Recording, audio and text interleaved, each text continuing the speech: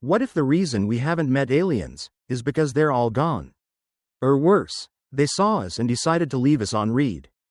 Imagine studying for a final exam that every species in the galaxy has taken and failed. That's the great filter. It's not a sci-fi horror movie. It's an actual theory that suggests something out there is wiping out civilizations before they can go full Star Trek. Maybe the universe is crawling with life, but it keeps getting curb stomped before anyone figures out warp drive. Nuclear war? Climate collapse? Turning everything into gray goo with nanotech because someone wanted a smarter toaster? Could be anything. And here's the plot twist. We don't know if we've already passed the filter, or if it's waiting for us like a cosmic boss battle with no respawns. If life is rare, maybe we're lucky geniuses who beat the odds. But if life isn't rare, and yet there's still no sign of galactic neighbors, then something nasty is lurking ahead, and it doesn't leave survivors. So sleep tight knowing the silence might be the sound of everything else getting vaporized for trying to invent space TikTok. You ever feel like you're being watched? Well, maybe it's because you are. But by extremely advanced aliens who think you're cute in a tragic kind of way. Welcome to the zoo hypothesis.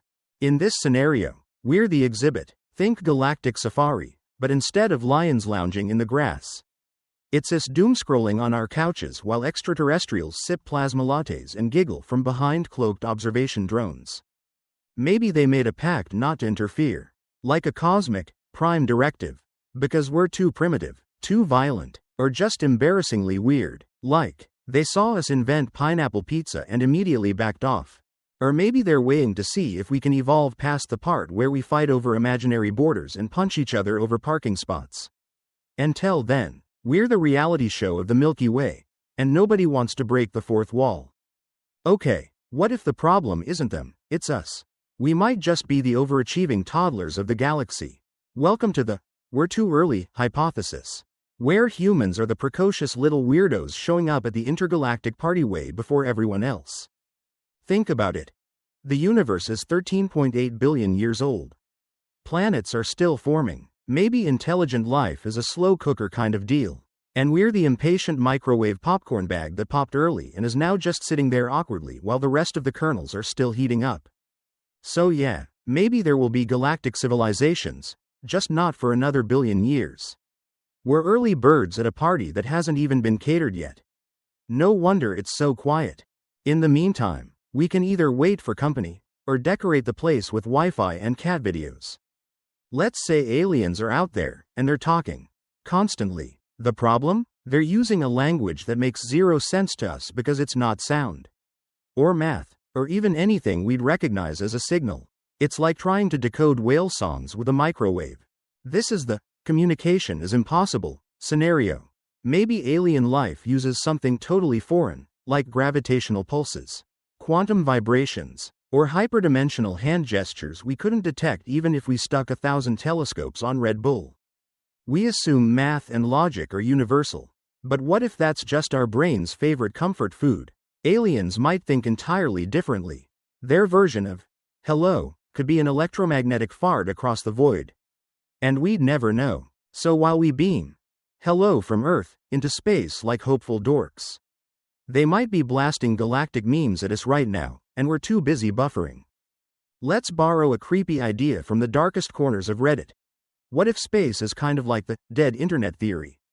You know, the one where most content online is fake, made by bots, and we're yelling into a void that's only pretending to be real? Now apply that to the universe. What if the signals we do detect are echoes, leftovers, or worse, fabricated by ancient civilizations that are long gone, and their automated tech is just on autoplay? We could be picking up interstellar spam from civilizations that died out eons ago. Imagine thinking you're making first contact with an alien species, but it turns out you've just answered a voicemail from 700 million years ago that says, "Hi, this is Zarnok from BLARGON 6. We're currently unavailable. Please leave a message after the telepathic tone." It's like trying to make friends on a haunted message board where everyone is already dead. But the bots keep posting. Ah yes, the DIY extinction kit that comes with every form of intelligent life.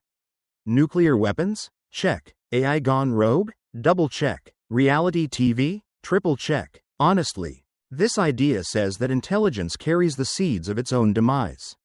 You get smart enough to ask the big questions, and then invent increasingly creative ways to obliterate yourself while trying to answer them. The second a species starts to harness serious technology, the countdown begins. Maybe it's war, maybe it's environmental collapse, maybe it's the accidental summoning of a black hole while testing new propulsion methods because someone wanted faster space delivery for alien DoorDash. So far, we've had the tech to destroy ourselves for about 70 years and counting. Maybe we're on borrowed time, and every other civilization reached this exact point and pulled the plug in spectacular fashion.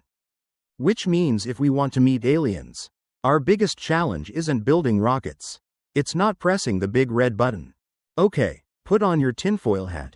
Actually, make it a tinfoil hoodie. This theory says we might be living in a simulation, and the reason there's no alien life is because the program didn't bother to load any. Think of it like a video game. You don't program the entire galaxy in The Sims. You just make what the player interacts with. So maybe Earth is all that's rendered in high resolution, and everything else is just a fancy skybox.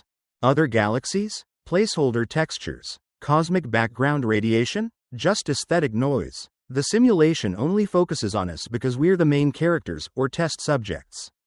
Or possibly just digital ants in a cosmic ant farm some grad student alien is using for a thesis. And if that's the case, asking, "Where are the aliens?" is like a video game character wondering why they've never seen the dev team. Let's be brutally honest. What if we're just boring? Like, your email has been marked as spam. Boring. This theory says advanced alien civilizations have absolutely zero interest in talking to us because, compared to them, we're basically cosmic toddlers rubbing sticks together and making explosion sounds. Maybe they see us and go, "Oh, how cute, they discovered radio. Adorable." Anyway, back to folding spacetime like origami. Or maybe they did hear our early broadcasts and decided Earth was a lost cause somewhere between World War II and reality dating shows. They tuned in, saw us arguing over flat Earth theories, and promptly blocked our entire solar system. If we're lucky, we're just not on their radar. If we're unlucky, we're on their "Do Not Disturb" list. Thanks for watching. Don't forget to like and subscribe if you enjoy weird, slightly horrifying facts delivered with a smile. See you next time.